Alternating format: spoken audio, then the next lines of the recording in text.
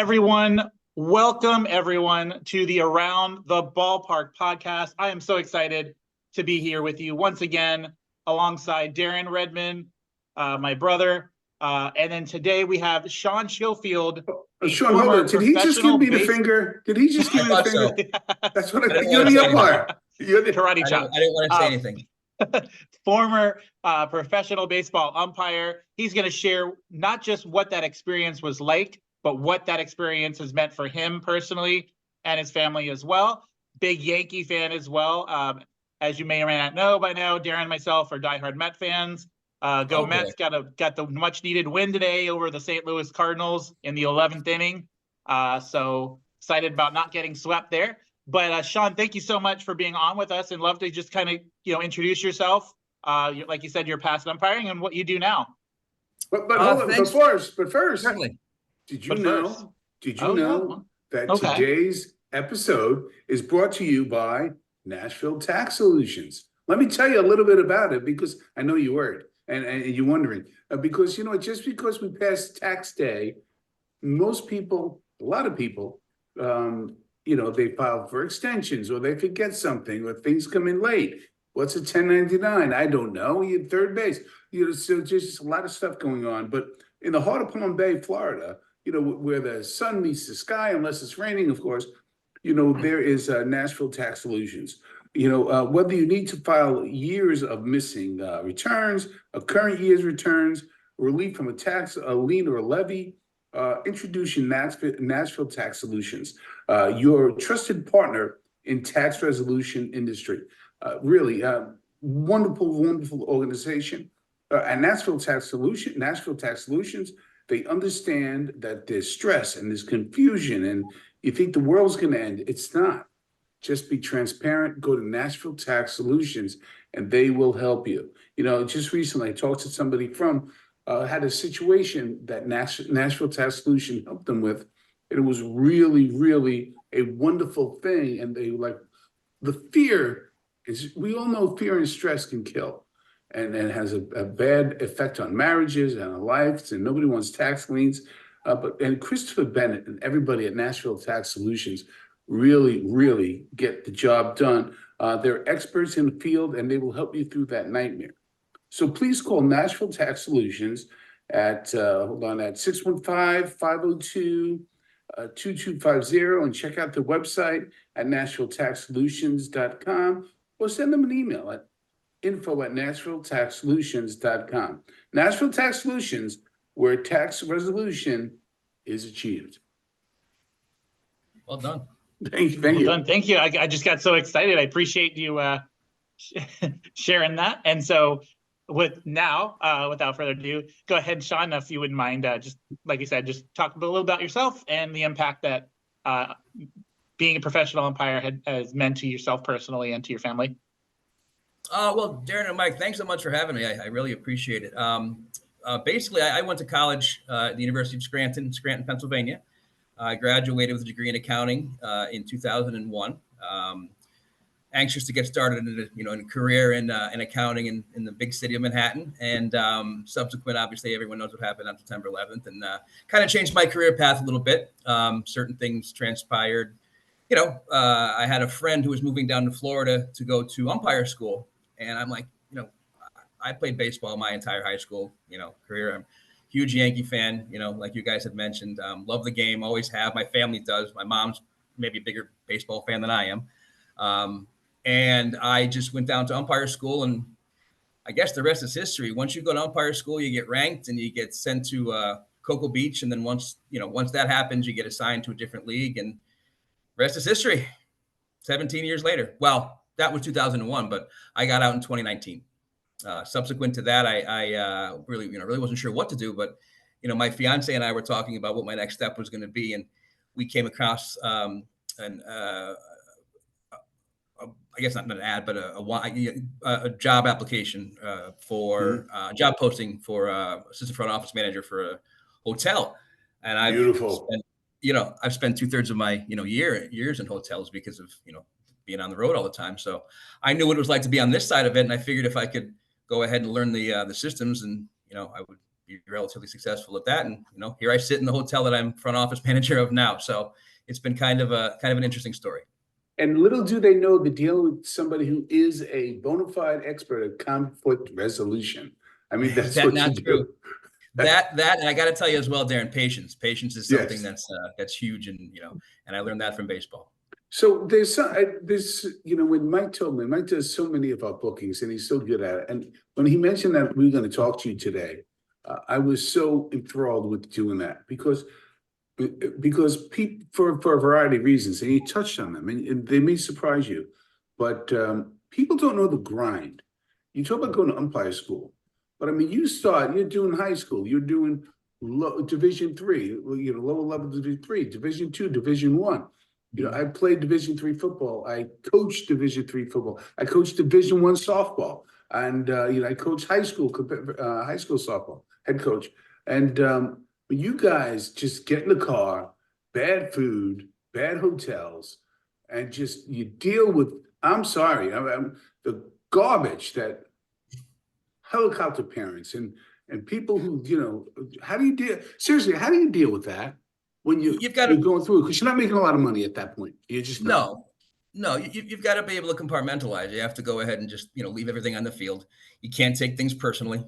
Lots of times things will transpire on the field with a manager or a player or whomever, and once that game is over and you're all said and done, you'll run into the guys the next day and it'll be hey Sean, or hey Sco, what's going on? How are things?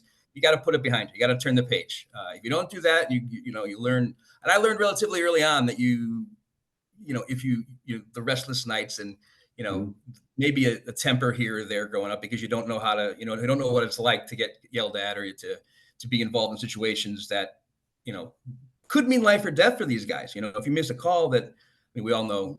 We're not perfect, so we miss calls from time to time. No, so we all like do. that happens could change your batting average from a 320 to a 280, right? So that's something that we don't think about at the time, obviously, but when you're laying in bed at night, if you let it stick in your head, there's you're going to drive yourself crazy. So you've got to be able to compartmentalization and then turning the pages is very important. Very important, and especially I recently went to a minor league game, St. Lucie Met game, and it was dollar night.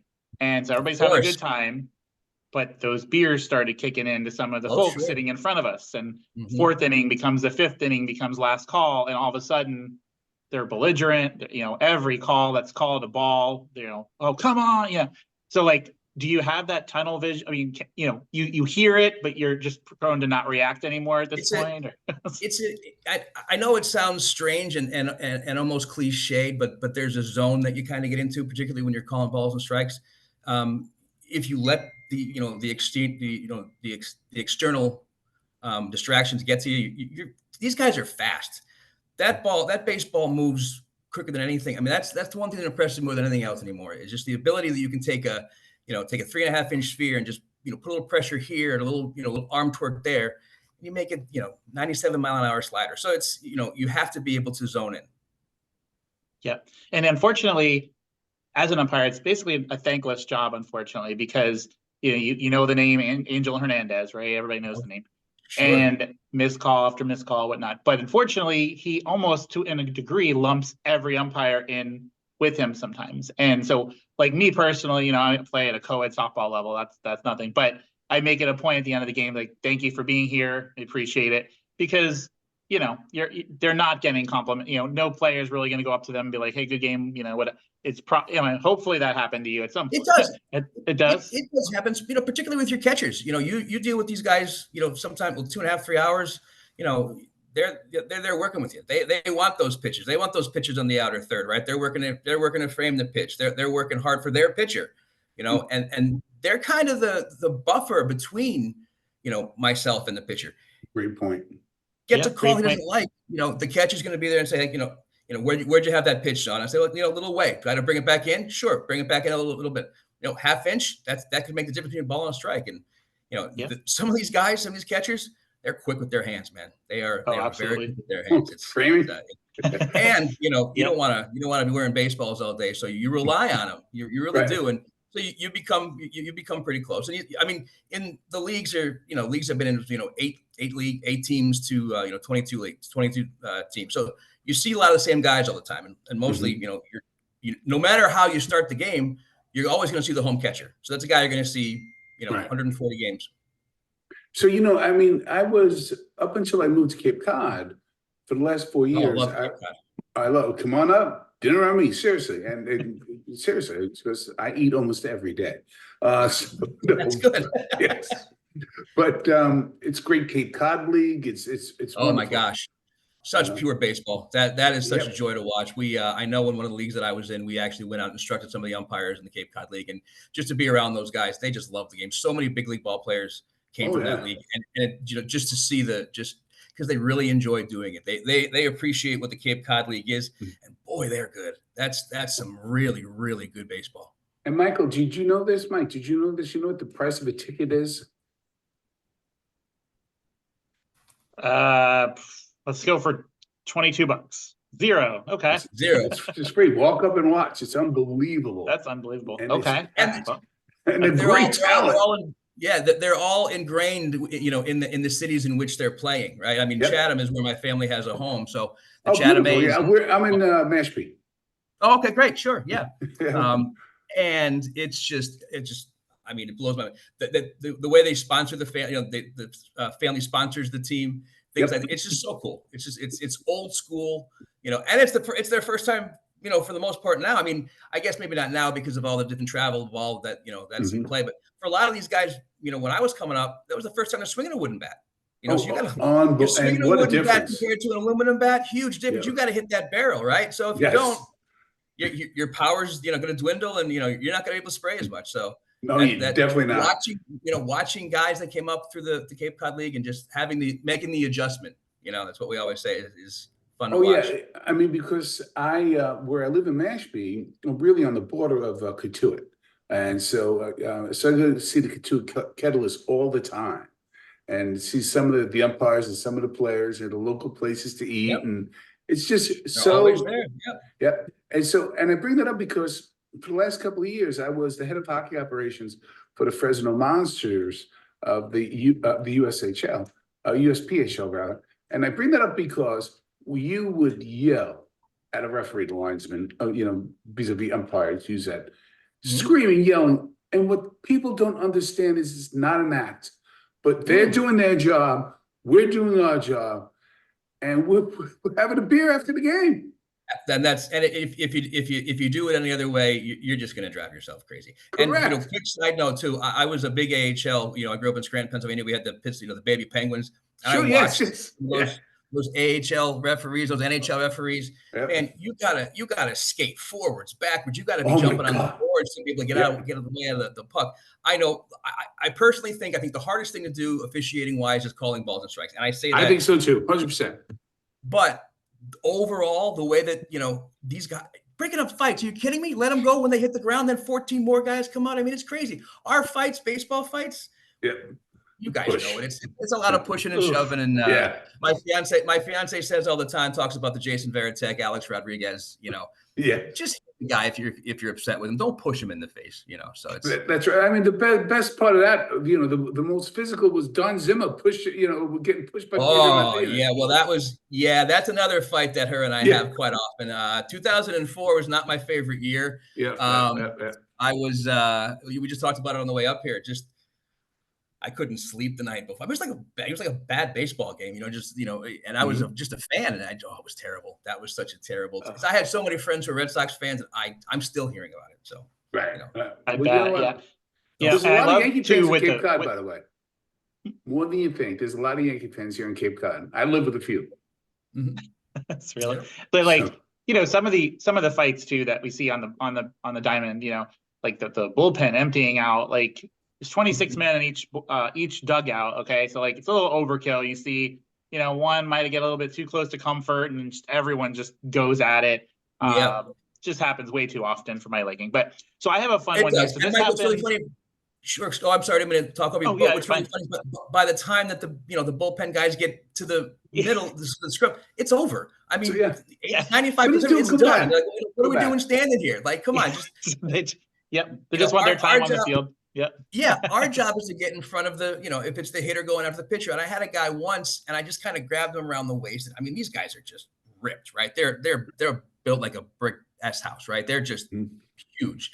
And he threw at his head once, and I don't remember if there was something that happened transpired before, because how these guys have minds like elephants, right? They remember stuff that happened in spring training 13 years ago, right? Oh yeah. He threw at his head, or he brushed him back and buzzed his tower, and he got sort of walking towards him. So I kind of got around him, and I have him around the waist, and I walked him back towards one of the dugouts.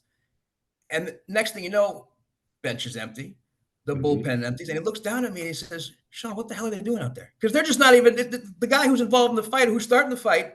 Right. He's not even there. Yep. So it was just one of those fun, one of those fun little moments, I guess. I always want, in my head, I want to believe that some of these shouting matches, they're just talking about what they're going to have for dinner later. How was your week? How's the family? How's the kids? Because you just see it, because it's not going to change the call. Nothing's going to happen.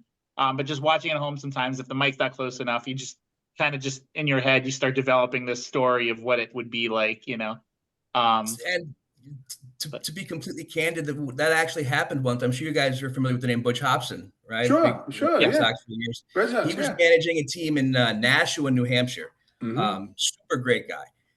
And a lot of times they're coming out to defend their players. If there's a they're 0 for 9 or 0 for the last 10 games. And their guys are struggling. They need and it's Saturday night in the middle of July. They got a lot of fans. They want to fire their fan base up. They want to fire their team up. So they're going to come flying out at any kind of close call, whether or not you got the call right. Well, I remember Butch came out once on me, and he just lost his mind. He goes, "I don't know where the hell you're going to dinner tonight, but you're going to get that call.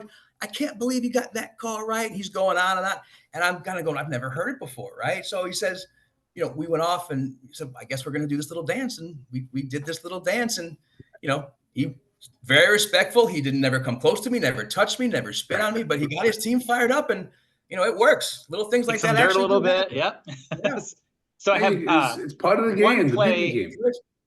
One play that happened. So I was excited to kind of talk about this today. And then I do want to dive into, after that, I want to talk about the whole incident that happened with the New York Yankees over the weekend, and the call and all that stuff. But before I do, so there's a game I was watching yesterday, is White Sox Rays. Okay. And so I just wanted to get both your input on if the call was correct or am I just losing my mind? But so the ball was hit, ruled a home run. So the guy scores, catcher for the Rays scores. It was determined through the replay. And so but what wound up actually happening is it hit the yellow line, came back in the field of play, and then kind of rolled out in center field. So it was ruled a home run initially. They challenged it and wound up saying that it hit the yellow line, but they made the runner stay at first base. Now, why wouldn't, in that situation, he be awarded second base? Like, is there an actual rule that says if that happens, it's one bad? Do either of you know that one? I was just perplexed at home. I was just trying to figure it out. It's discretion of the umpires about where you place the runners in a situation like that. Personally, I mean, the guys get together, and I'm not sure if you know now, but those decisions are now made in New York. They're all made through, the instant replay is all done there. I remember, when replay first started, they brought up this big TV, and they made the decisions right there on the field. But now they just shoot it to New York, and everything is done there. So I guess in a sense, it's sort of it's an imperfect system, obviously, no matter what you do. But to have someone who's not on the field, right, or anywhere in the state most of the time, have that kind of ruling, it's tough. But it's discretion is there for a reason, and I'm sure they had their reasons, and it was discussed, and it was just done the way that it was done. It's odd that he wouldn't get two bases, but there's extenuating circumstances. Maybe he had a piano on his back, right. Something like that. Yeah, so really... I was going to say that, and again, I'm probably wrong because I usually am, but he probably wasn't at a place where they felt he went far enough. Sometimes they watch him. He's Cadillacing it, sure, absolutely. Yeah, That's a great point. It's certainly something that could happen. Yeah, absolutely. Yeah, so if he's doing the home run trot, and he's just, he should be standing on two, but he's just now getting the first. That could play. If he's showboating, man, putting on the mustard. Well, where are you going to put Bartolo Colon if he does that, right? I mean, Bartolo Colon's got a couple of home runs. So you guys are Mets fans, so you've seen him hit a couple bombs. It took about 2 days to get across the field. Yep. I think I shaved twice. I thought my computer screen was buffering, but no, it was the real deal. So it's a big point. Two things I wanted to ask you about. Sure. One, he takes a lot of chirping, to use the hockey term, because I lived out in California for 15 years. Buster Posey takes a lot because they changed the whole rule now about blocking the plate and this and that. And it's, stunk that he got hurt, but he got rolled. And then was it Pete Rose and Ron Ray Fosse. Yeah, Ray Fosse. Yeah. In an all-star game. Yes. And they had dinner the night before. Oh, yeah. And probably still do on the regular. Oh, yeah. So to the people who don't understand the blocking to not blocking, sweep tag to not sweep tag, what is the rule and what is your thoughts on it? So it's obviously for safety reasons. I mean, what, Posey break his leg? He shattered his ankle. He just got slipped. So what you have to be able to do is you've got to allow the runner a lane in which to gain access to the plate, right? So before the Buster Posey rule was implemented, he could stand, right at third baseline, and just block the plate. Right. In fact, I know obstruction is also a new rule in baseball. They can't block the base when you're diving, and so guys who would block first base, third base, you can't block with their leg anymore. Now that's obstruction, and he gets to the next base. So you've got to allow the runner a lane in which to gain access to the plate, unless the baseball takes you towards that lane. Right. So if it's a throw that's more towards, the third base dugout side, he has the right to go to receive the baseball. And then if there's contact, it's not necessarily incidental contact, but what it is it's nothing, because throw's taking you, you've got to be able to receive the throw. Right. So it wouldn't be called obstruction. It would just be incidental contact. So what happens then is if he does block if it is ruled that he blocks the base, and again, it's very subjective. These fellas are really, I can't stress, really fast, and they're really big, and they're really good at their jobs. Obviously, the best in the world. But so are the big league umpires too, right? So they have the ability to see things very quickly. If he is found to have been blocking the plate, the run scores. But I understood and I agreed with wholeheartedly with the rule at second base now. You got to be able to touch the bat. But now it's like you can't even league slide anymore. I mean, I used to learn that in Little League, that I used to slide as late as possible and roll up on the guy. He's not going to want to do double. Yeah, keep your cleats down and roll up. And that was an instance, I think, in the first week, was it Rhys Hoskins from Milwaukee? Yeah. Yes. I think it was against the Mets. Yes, against the Mets. It was the Mets, right? Yep. That turned into a big, fight. So it brought me back to the Utley game many years ago. It took me back there. Yes, I remember that too. Yeah, sure. Yeah. And that was actually a legal slide. He was cleats down. He didn't come in late. And one of the parts of that rule is you've got to be able to maintain contact with the bag, and he did. Right. I mean, it may have been a fingernail at barely. Right, but he did. That was one point. And I'm a big time Met fan. I'm like, this guy did nothing wrong. That's the play. What's Jeff McNeil? Is that his name? Your second baseman? Yeah, he won. Yeah, let's put it this way. I give the guy juice box, pat him on the head. He won a little too much. Stop. Yeah, he's. I did a lot of my spring training in St. Lucie, so. So you're not surprised? No. I love it. I absolutely love it. So, the late great Tom Seaver once said, I don't care how an umpire calls balls and strikes. I just care that they're consistent. Talk a little bit about that.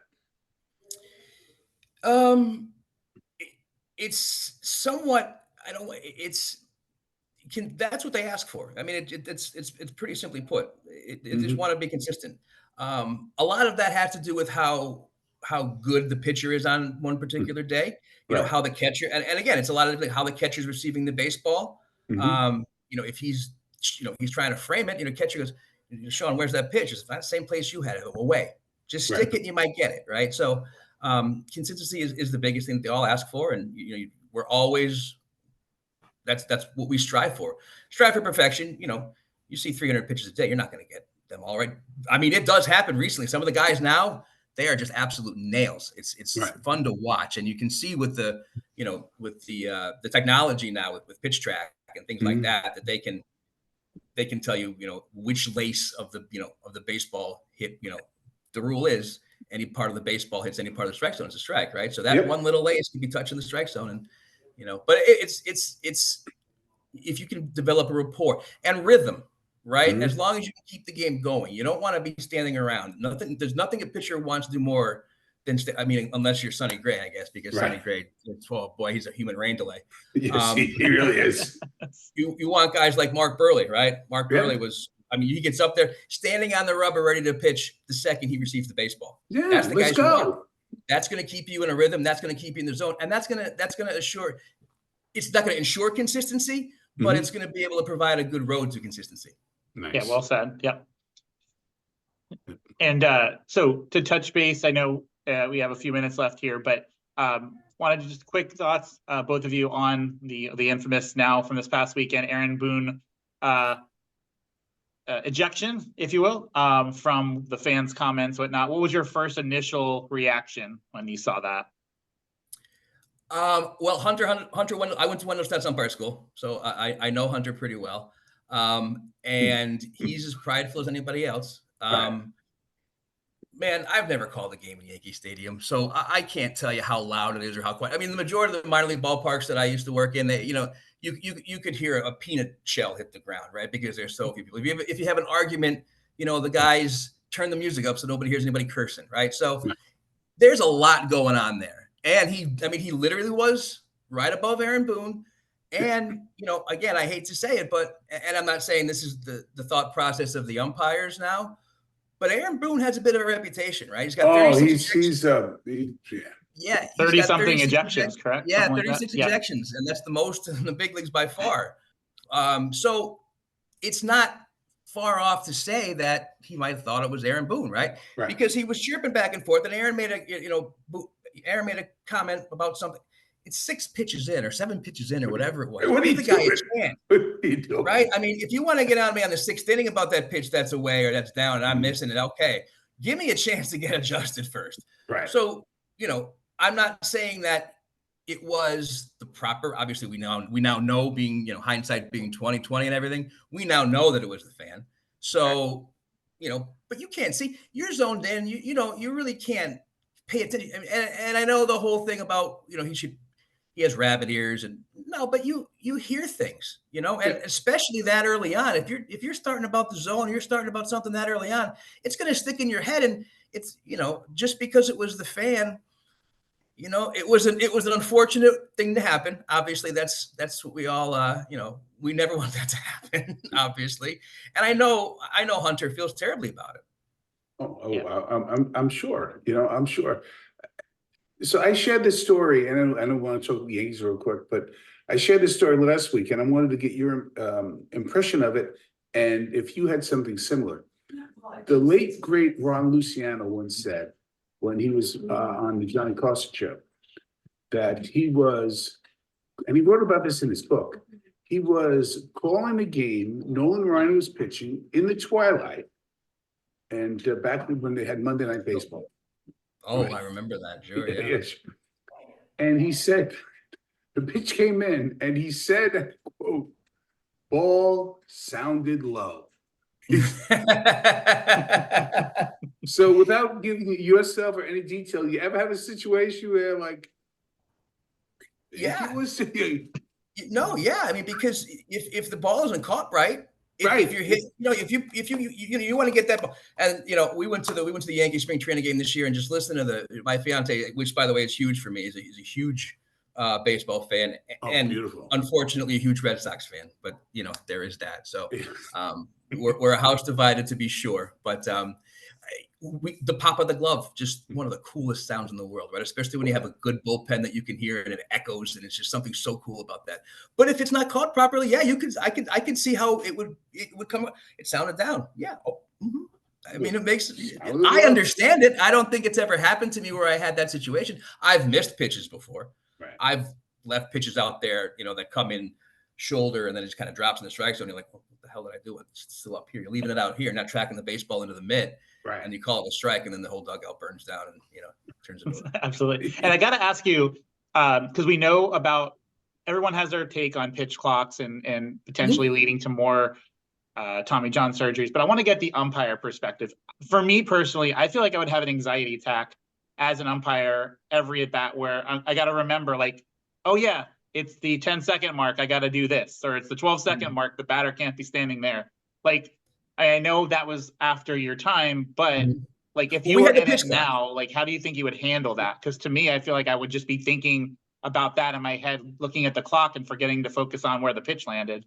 I don't know. Well, don't forget, it's not just the plate guy that's doing that. It's all four guys, you know, and then the minor leagues is 2 or 3, you know, and sometimes 4 when you're in AAA. But I think the pitch clock in and of itself, it allows, it provides a rhythm, like we talked about before. It moves the game along.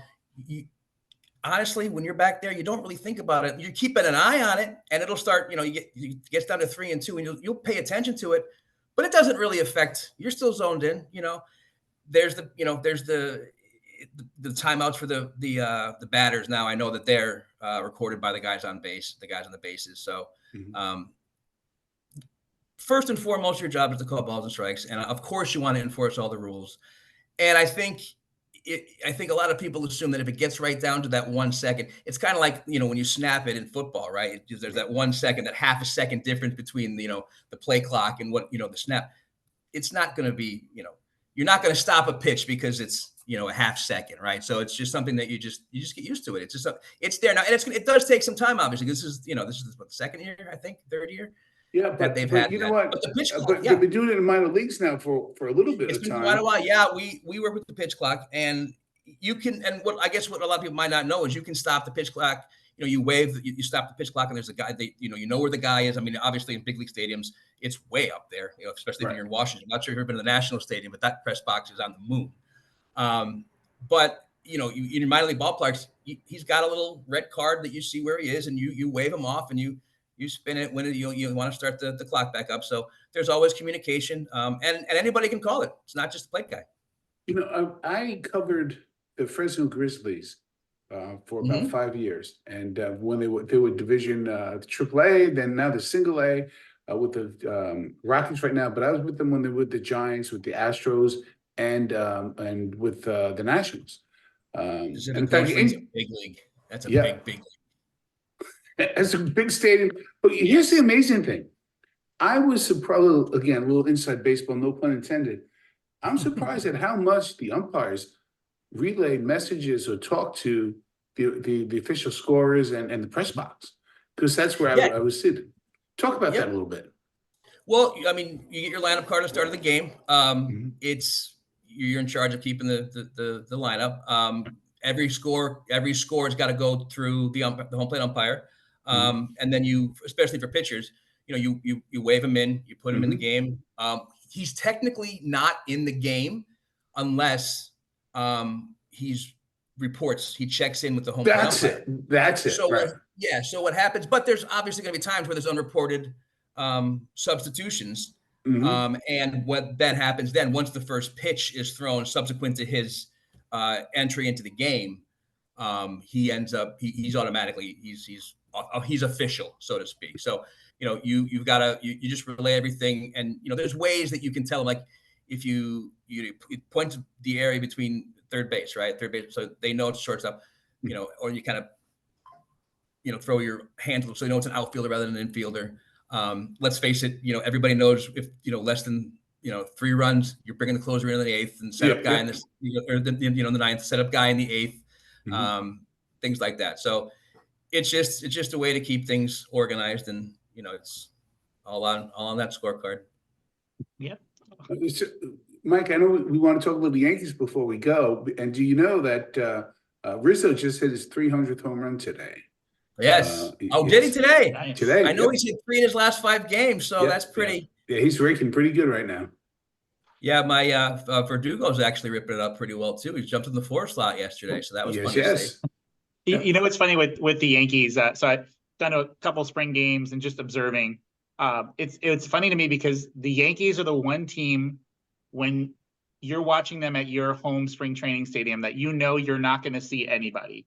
It's always they send one dude and one relief pitcher that just sits in the bullpen, never shows his face. Because I think that the rule is like 2 major leaguers have to come.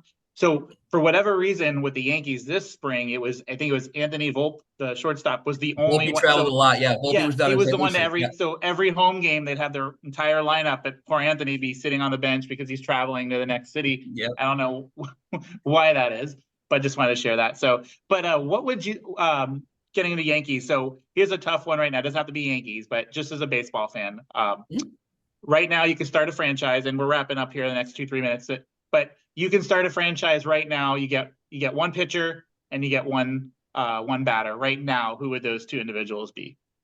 Oh boy, it's tough. I'd probably have to go Yankee bias Juan Soto because he's just absolutely tearing the cover off the baseball right now. His patience, is allowing Judge to just see some more pitches than he would in previous years. I would go Juan Soto, or I get a kid's name in Kansas City is eluding. Bobby Witt Jr. Bobby Witt Jr. Yeah, Bobby Witt Jr. is an absolute stud right now. Pitcher, I think. What's the kid's name in Pittsburgh? Paul O'Keefe? Is it Keefe? I'm not sure. Oh, Pittsburgh? Yes. He's something else right now. Yeah. And before last year, I would say the kid from the Marlins too. His name eludes me right now as well, but Bobby Witt. Yeah, and Juan Soto, and then you could say that's actually a great question. I'm going to think about that for quite a while now for the rest of the night. I have to get back to you on the pitcher. How did you become a Yankee fan? Who's your guy? Who was your guy? Don Mattingly. I actually, huge. Well, you're growing up in Scranton and a huge baseball family. You're either a Philly fan or a Yankee fan, right. And so we went to Old Yankee Stadium. Almost every Sunday. We'd go watch the players walk in. My mom and I, my dad, and my little brother, and I'd get so excited I would throw up in the corner because I'm at Yankee Stadium.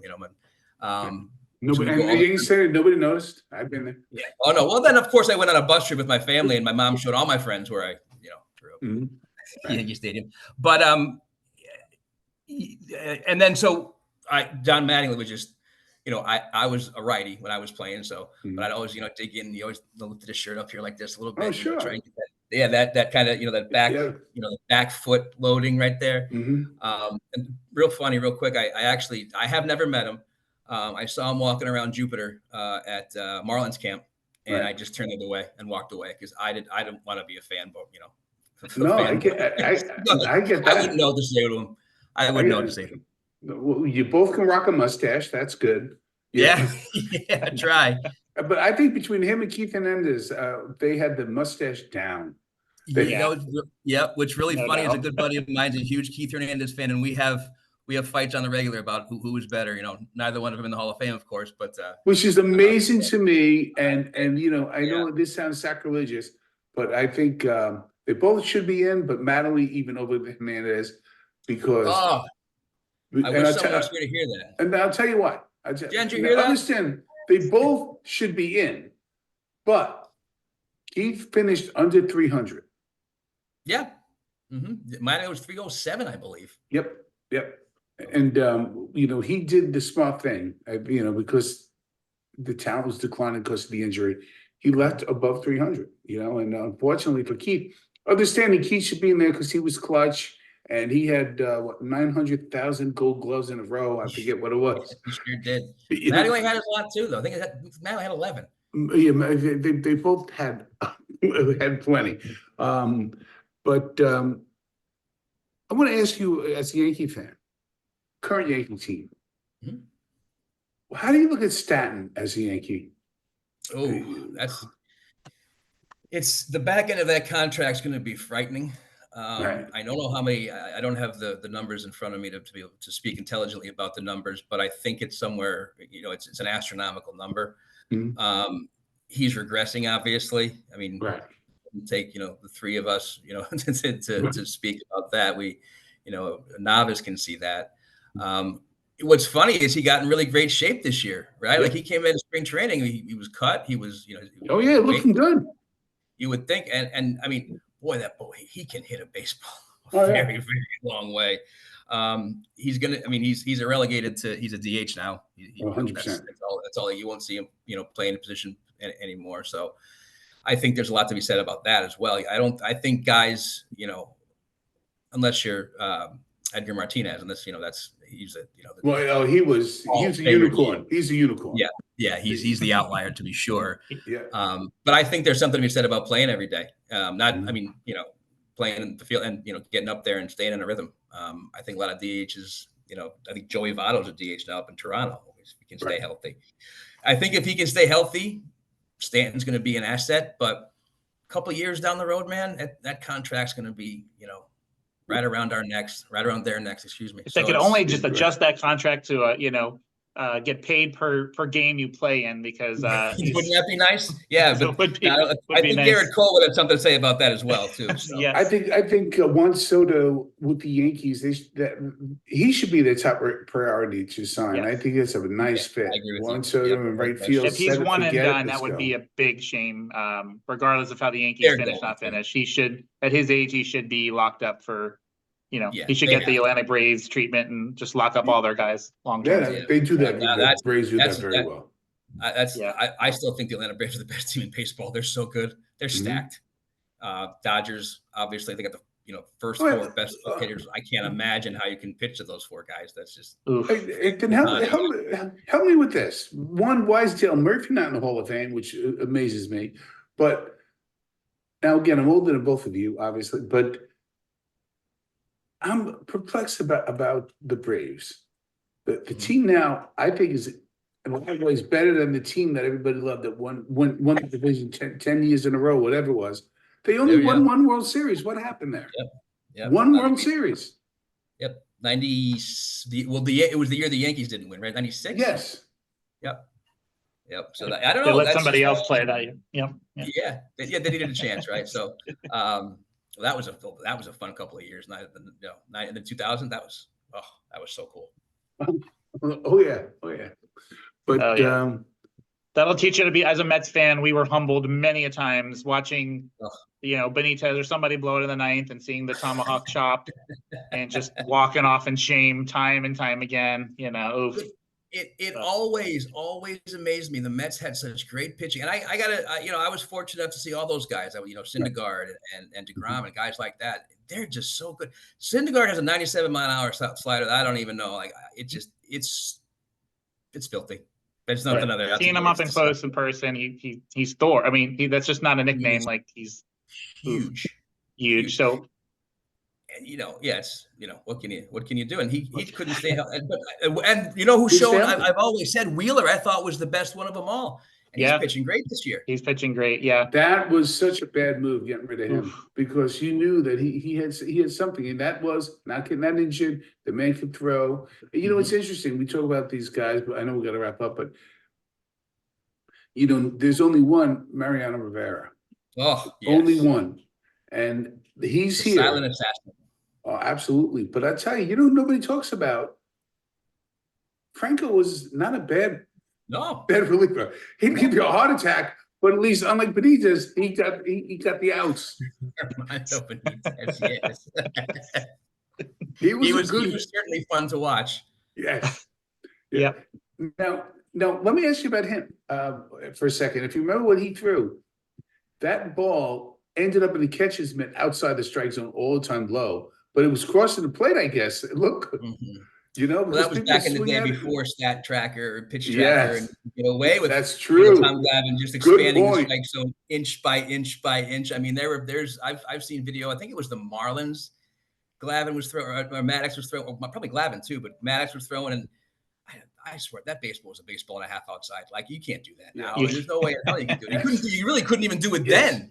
No, but I mean, but you can.